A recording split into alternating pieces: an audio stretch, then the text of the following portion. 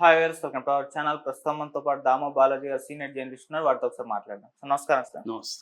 Sir కొన్ని రోజుల నుంచి కూడా ఆర్జీవి గారి అరెస్టు పైన ఒక పెద్ద చర్చే జరుగుతుంది సార్. పోలీసులేమో బృందాలుగా ఏర్పడి అతను వెతుకుతున్నారు, అతను అజ్ఞాతంలో ఉన్నారని వాళ్ళు చెప్తారు. ఆయనేమో టీవీ ఛానల్స్ దగ్గరికి వెళ్ళేసి ఇంటర్వ్యూలు ఇస్తున్నారు. ఇంత ధైర్యంగా అంటే పోలీసులు అరెస్ట్ చేస్తారన్న భయం కూడా లేకుండా ఆర్జీవి గారు ఈ విధంగా ఇంటర్వ్యూలు ఇవ్వడం పట్ల ఒక అనుమానం చాలా మందిలో కలిగింది సార్. అది లోకేష్ గారితో ఆర్జీవి గారికి ఒక డీల్ కుదిరిపోయింది. అరెస్టు కన్ఫర్మ్ అయితే అవ్వదు ఆర్జీవి గారిది అని చెప్పేసి చెప్తున్నారు సార్. మరి నిజంగా ఆ డీల్ కుదిరే అవకాశం ఉందా? మరి పోలీసులు ఇప్పుడు ఏం చెప్తున్నారు? వెతుకుతున్నారు కదా, అజ్ఞాతంలో ఉన్నారని చెప్తున్నారు కదా, ఏంటి అసలు?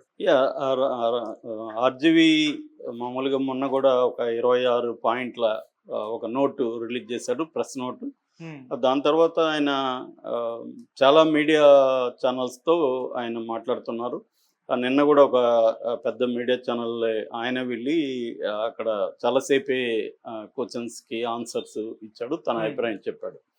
సో ఆయన క్లియర్గా స్టూడియోలలో లేకపోతే హైదరాబాద్లోనే ఉంటున్నాడు. అయినా కూడా పోలీసులు ఆయన ఎస్కేపు ఆయన దొరకట్లేదు అని ఎందుకు చెప్తున్నారు? ఎందుకంటే నిన్న కూడా బీబీసీతో ఒంగోలు డిఎస్పి శ్రీనివాసరావు ఆయన ఏం చెప్తున్నాడు బీబీసీతో అంటే, రామ్ గోపాల్ వర్మ డెన్లో లేడు, ఆయన పరారులో ఉన్నాడు అని బీబీసీతో చెప్పాడు. సో బీబీసీ వాళ్ళు ఆర్జీవీని కాంటాక్ట్ చేస్తే ఈయన దానికి రిప్లై ఇవ్వలేదు, కాంటాక్ట్లోకి రాలేదని కూడా వాళ్ళు రాశారు. అంటే క్లియర్గా ఒక పక్క పోలీసులేమో ఈయన పరారులో ఉన్నాడు, అందుబాటులోకి రాలేదు, డెన్కి వెళ్తే డెన్లో లేడు, ఇవన్నీ వాళ్ళు చెప్తున్నారు.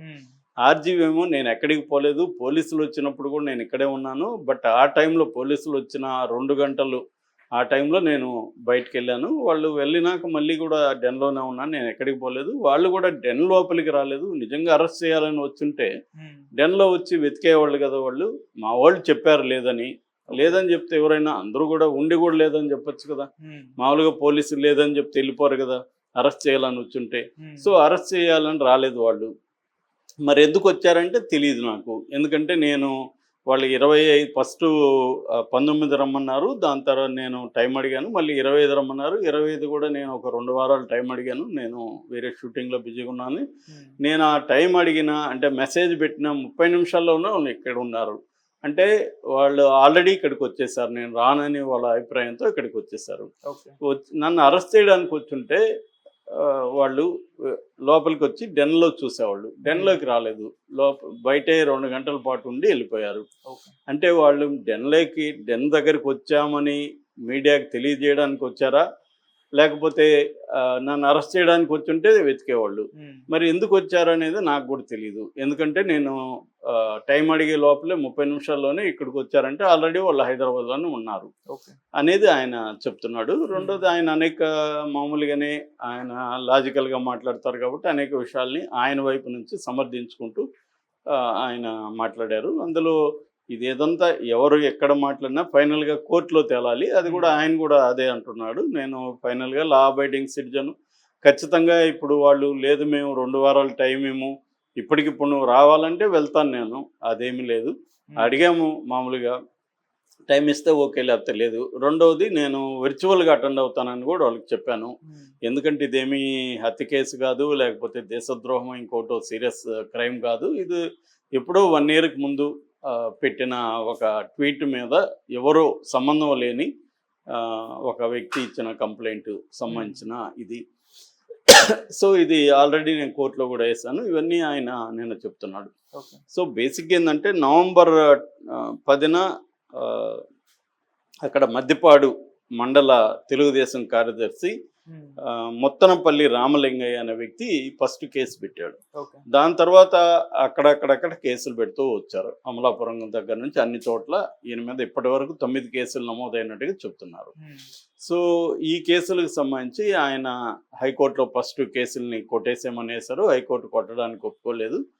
దాని తర్వాత ఆయన ఏం చేశారంటే ఈ ముందస్తు బెయిల్కి అప్లై చేసుకోమని హైకోర్టు చెప్పింది, ముందస్తు బెయిల్కి అప్లై చేస్తూ ఆయన పిటిషన్ వేశాడు.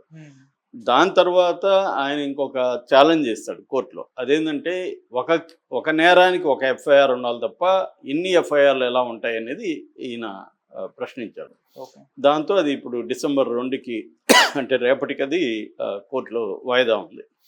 అయితే ఇక్కడ ఏంటంటే ఇప్పుడు వస్తున్న కొత్త వార్త ఏంటంటే రామ్ గోపాల్ వర్మ ఇంత ధైర్యంగా బయటకు వచ్చి మాట్లాడడం, అట్లాగే పోలీసులు ఈయన ఇక్కడ ఉన్న అందరికీ అందుబాటులో ఉన్న పోలీసులేమో డిఎస్పి శ్రీనివాసులు ఆయన పరారులో ఉన్నాడని చెప్పడం, ఇవన్నీ చూస్తూ ఉంటే పోలీసులు ఆర్జీవి కలిసి ఏదో డ్రామా ఆడుతున్నారు. అంటే ఆర్జీవి ఆల్రెడీ లోకేష్తో ఎప్పటి నుంచో ట్రై చేస్తున్నాడని మనం కూడా చెప్పుకున్నాం. ఆల్రెడీ వార్తలు వచ్చాయి. ఎలక్షన్ ముందే 3 నెలల ముందే ఆయనకి ఒక ఏదో ఒక డౌట్ వచ్చింది. తెలుగుదేశం మళ్ళీ అధికారంలోకి వస్తుందేమో అని డౌట్ వచ్చింది. అందుకని ఆయన తన పట్ల కోపంగా ఉన్న లోకేష్తో కాంప్రమైజ్ అవ్వడానికి ట్రై చేశాడు, వేరే మధ్యవర్తులను పంపాడన్న ఒక వార్త వచ్చింది. అందులో నిజమా అబద్ధం తెలియదు, కానీ పాజిబిలిటీస్ అయితే ఉన్నాయి. ఎవరైనా ఇప్పుడు మన మీద కేసులు పెట్టినప్పుడు మనం ఏం చేస్తాం, ఒకటి లీగల్గా ఎదుర్కోవాలి, 2 లీగల్ కంటే కూడా లాబింగ్ చేయగలిగితే బెటరు. ఎందుకంటే లీగల్ ప్రాసెస్ అనేది ఇండియాలో క్రిమినల్ జస్టిస్ సిస్టమ్ అనేది ప్రాసెస్ ఈజ్ పనిష్మెంట్.